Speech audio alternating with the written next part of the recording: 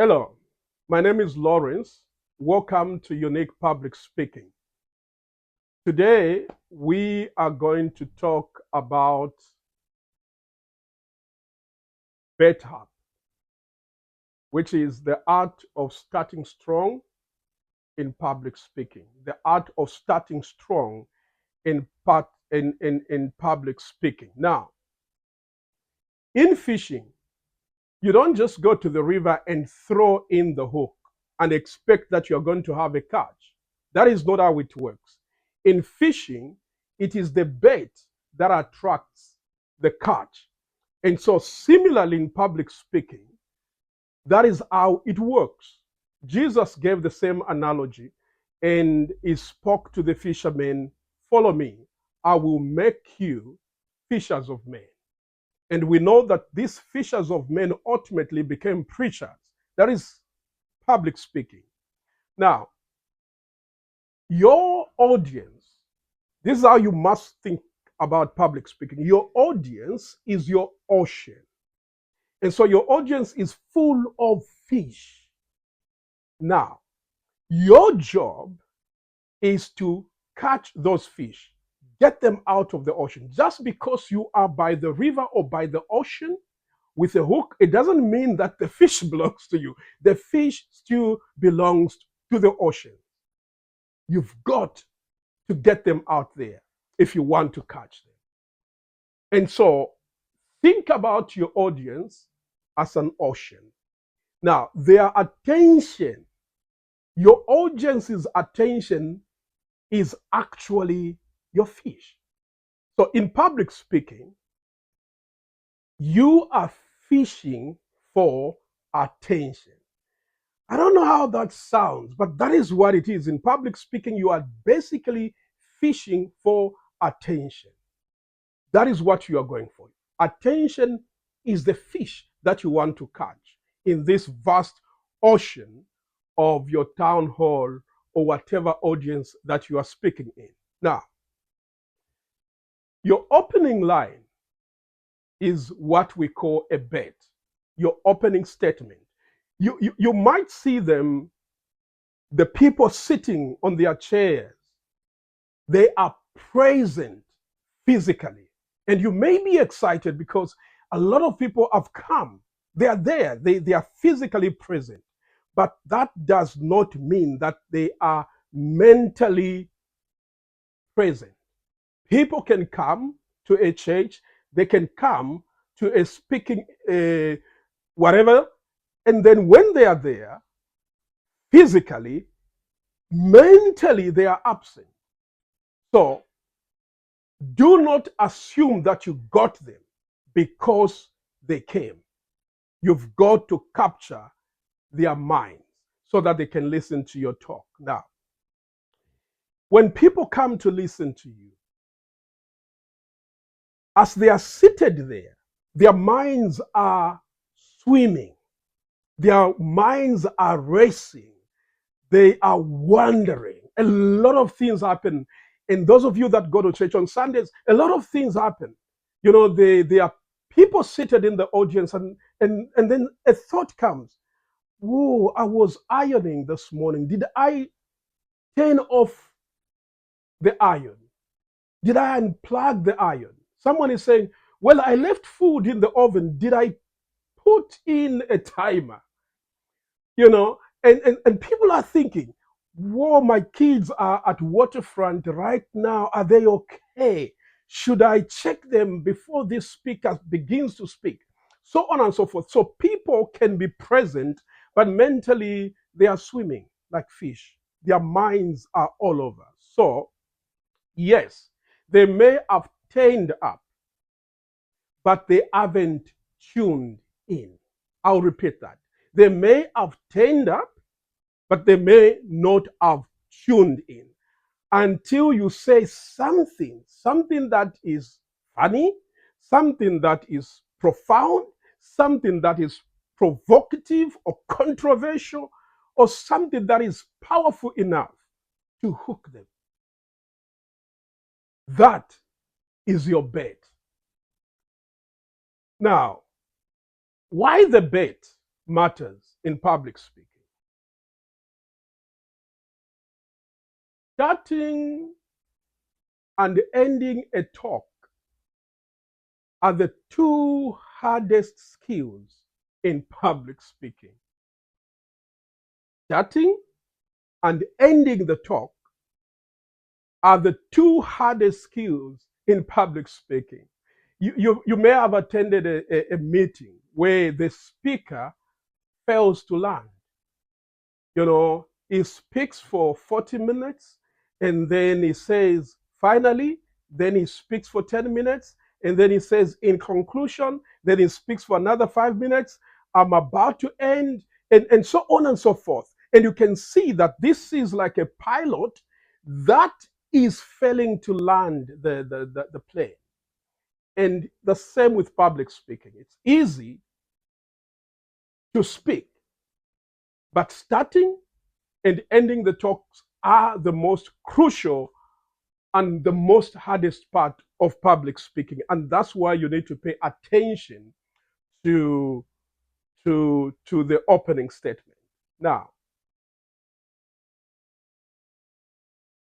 there was a time when I had to learn how to ride a bicycle.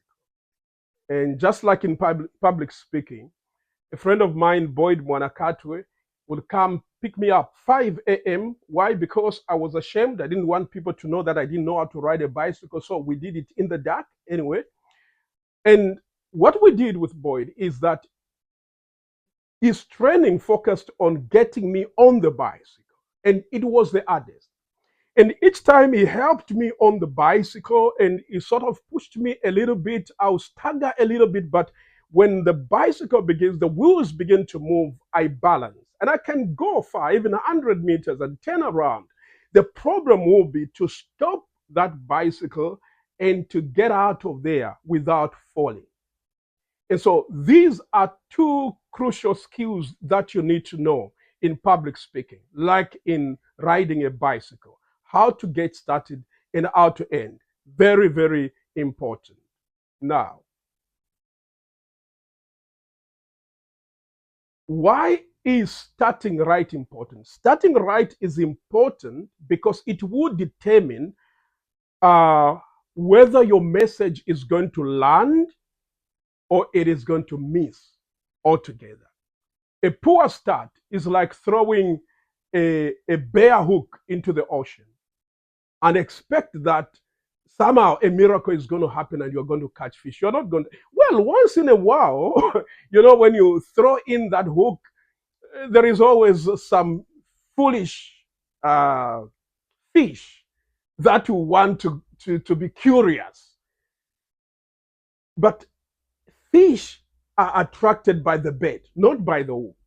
So if you want to catch something, put in a bait. Without a bait, a hook is nothing. Now, you must bet up before you speak up. What is a bet? Let's define what a bet is. A bet is your first statement. A bet is your first statement. Carefully crafted to, number one, disarm, number two, awaken, number three, intrigue, number four, connect. Now, I'm going to unpack this. I don't want to leave it here. Number one, a bet is supposed to disarm, to awaken, to intrigue, to connect. What does it mean to disarm? To disarm means to lower resistance, to neutralize or remove defensiveness in your audience, especially if they came guarded, critical, and disinterested. Now, what I've experienced, either in preaching or public speaking, is that because of my stature and my demeanor, usually people easily write me off. I've been to places where I'm the guest speaker. Even the ushers, didn't know that I was the main speaker until that moment came. So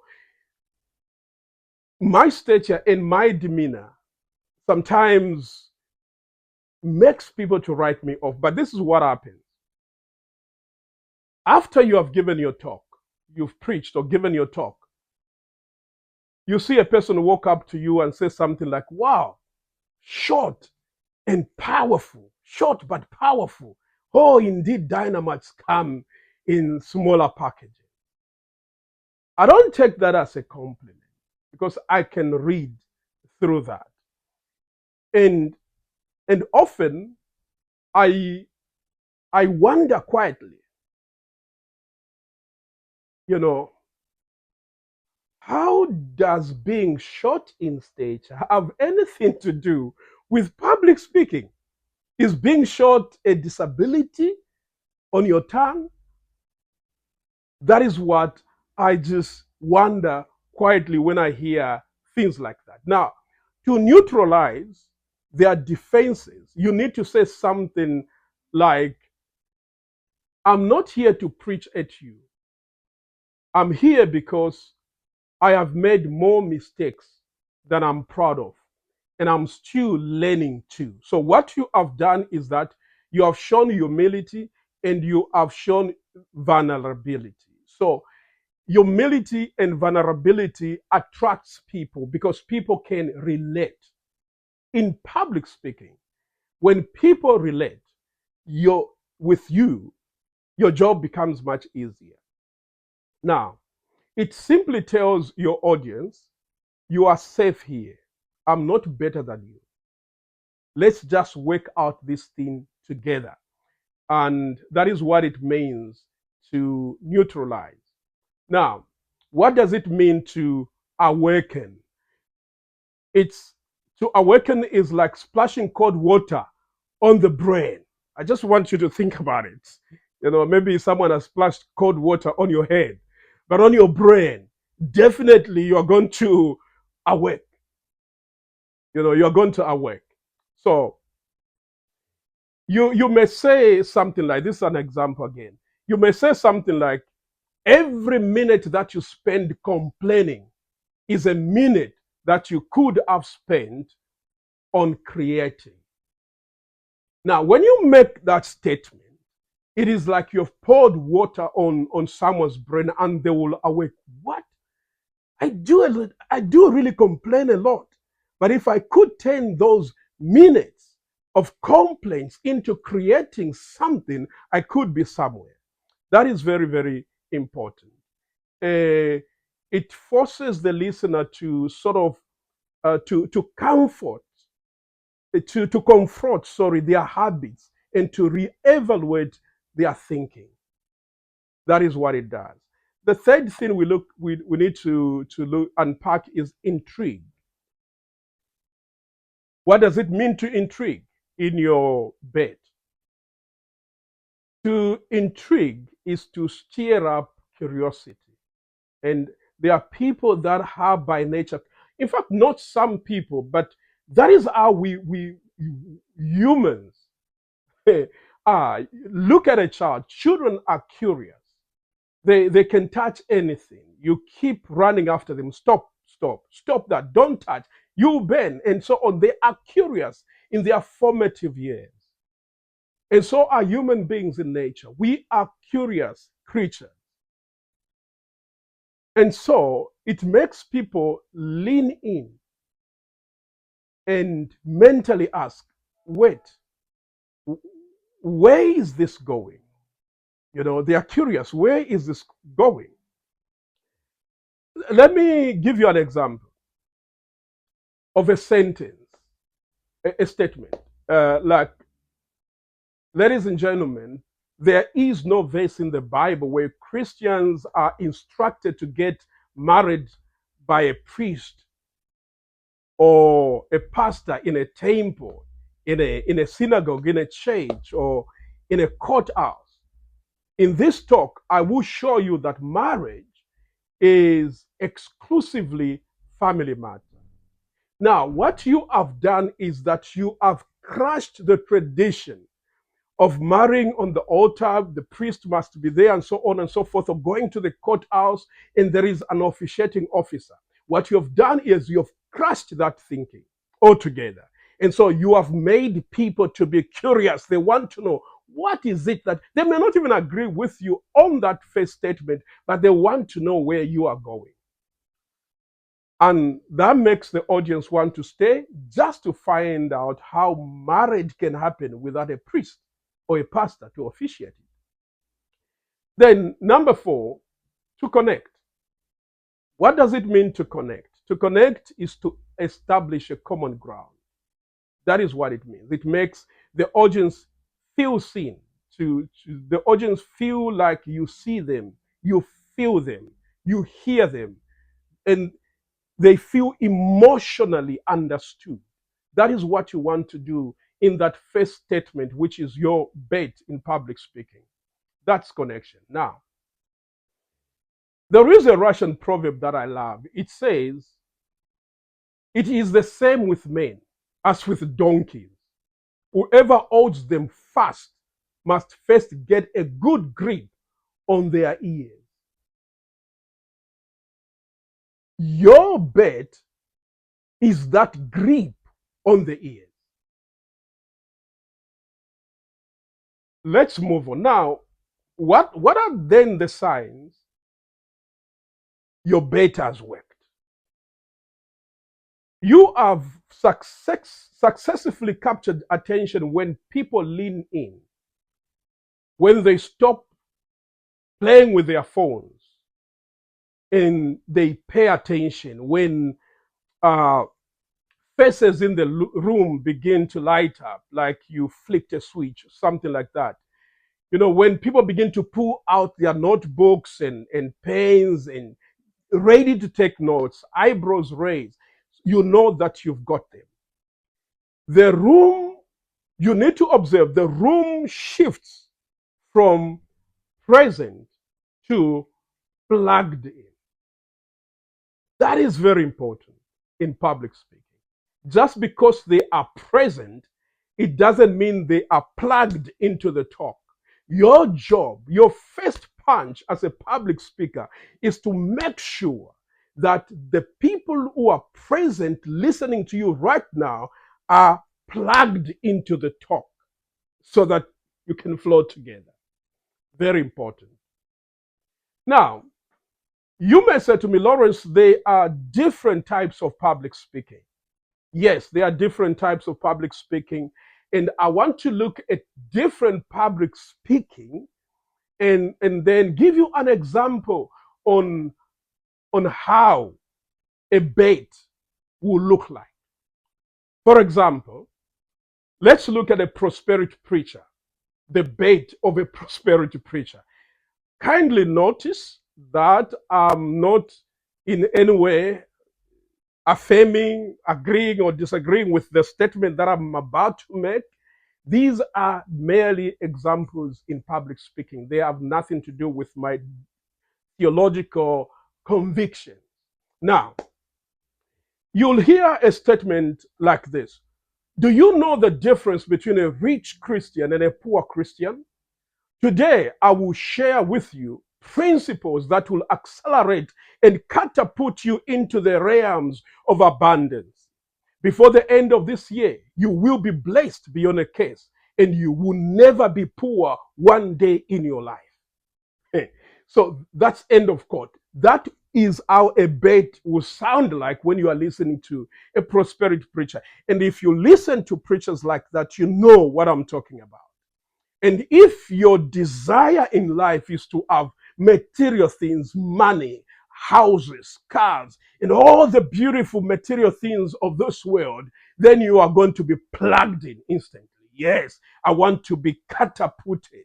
I want to be accelerated. I don't want to be poor one day in my life. That is a bet. He has got you in. And so you are going to listen.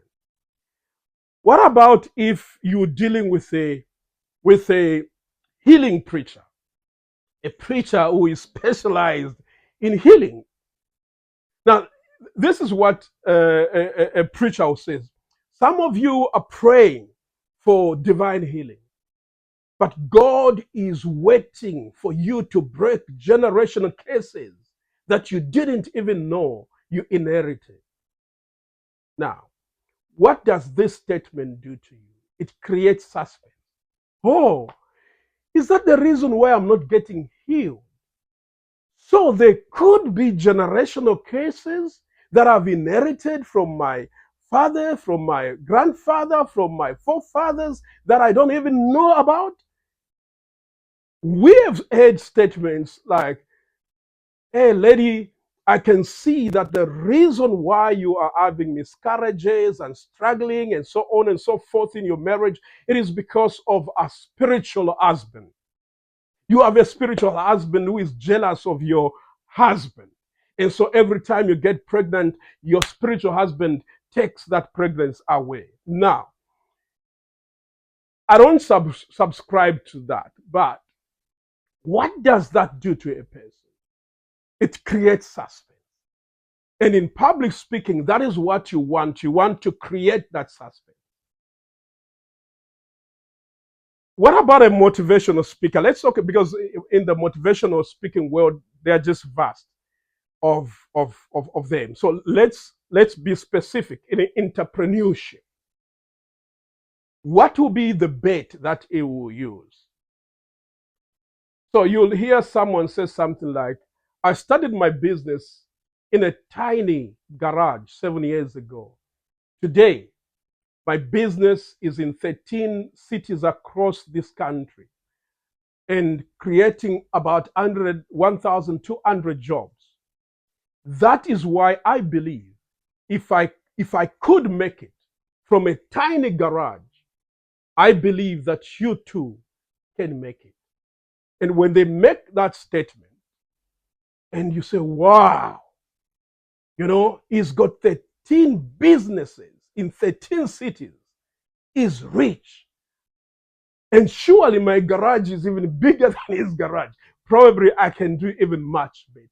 It causes you to begin to listen. What about a fitness coach? What about a fitness coach? What would be the bet? You can hear something like, listen, you don't need a new diet.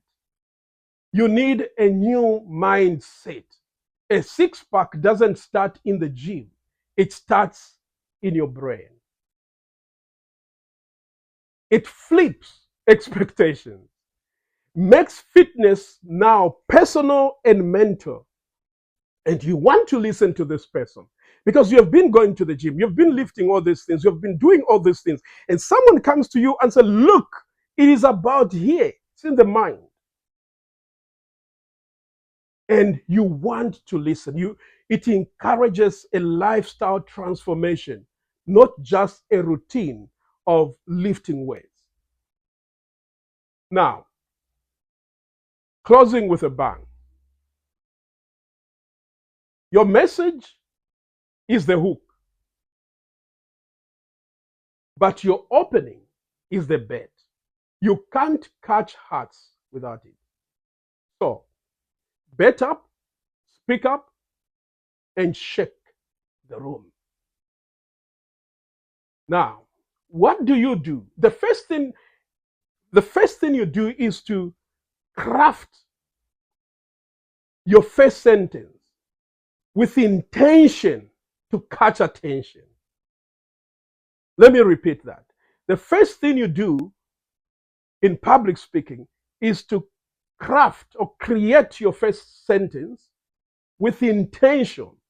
It's deliberate, with intention to catch attention. Now, some of the things I may speak may be very hard, but this is the psychology of effective public speaking.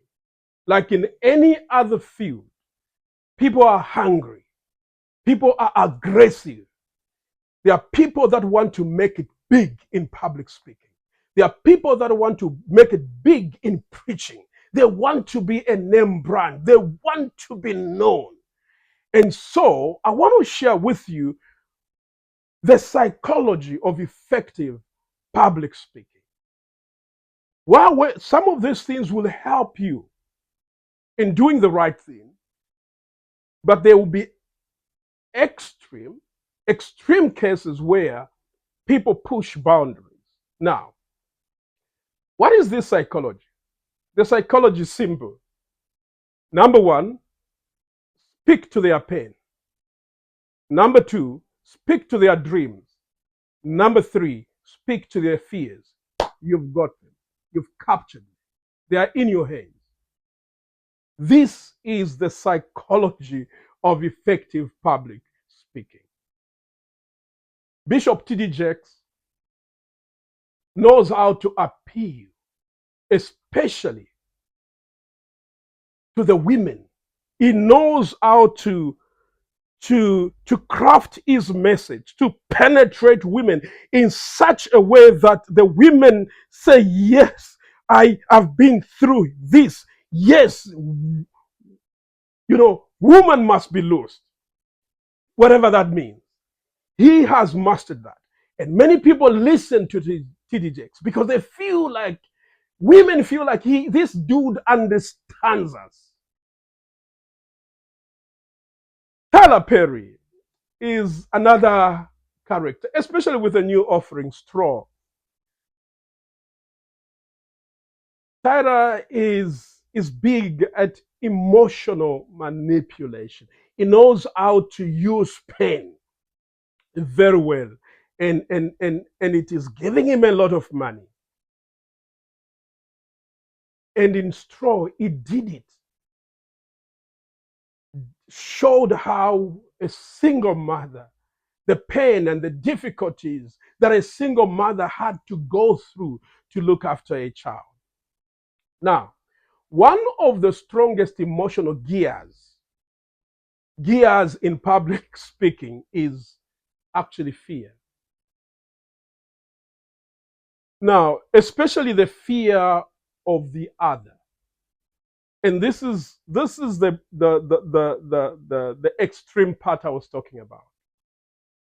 So when President Donald Trump said Haitians all have HIV/AIDS, and he also said at some point that Nigerians would never go back to their huts, not houses.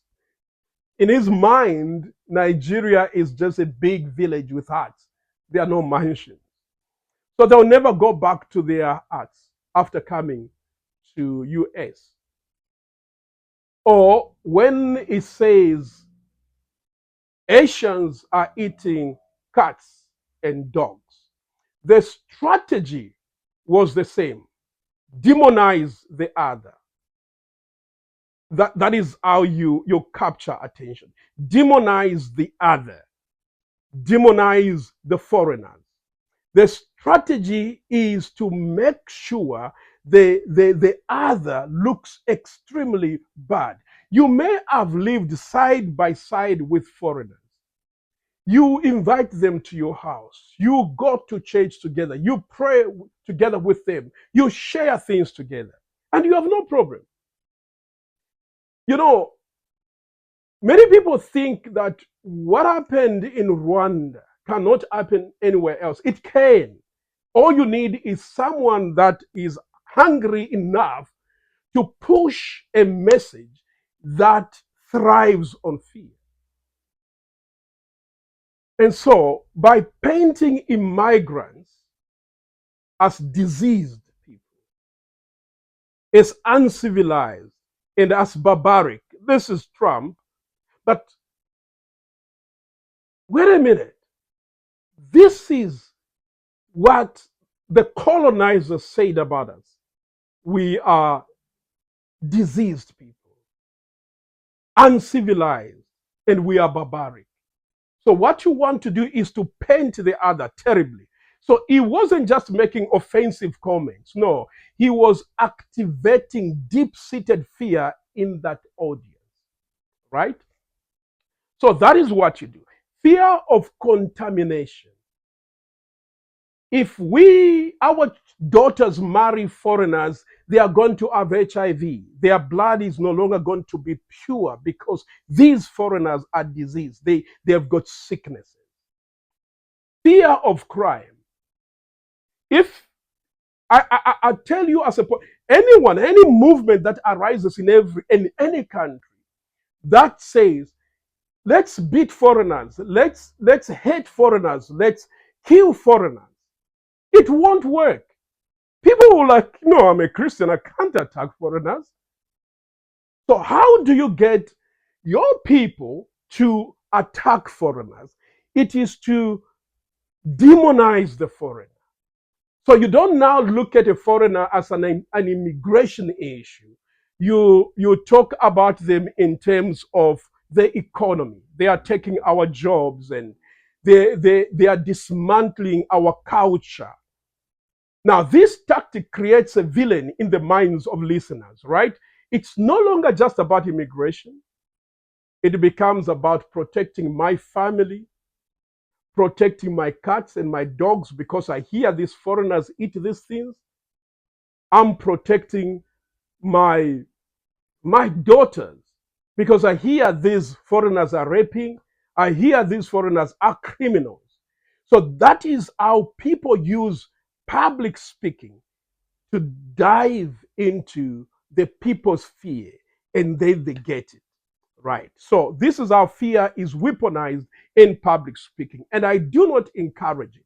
What I encourage is to use a bait or an opening statement that is factual and that can be able to encourage people, transform people, change people, better the lives of other people. So that is where we are going to end today. Right? And once you've got their ears, you've got their hearts. And so this is where we end today. From me, Lawrence Musunte. If you are following me today, share, like, and leave a comment. God bless you.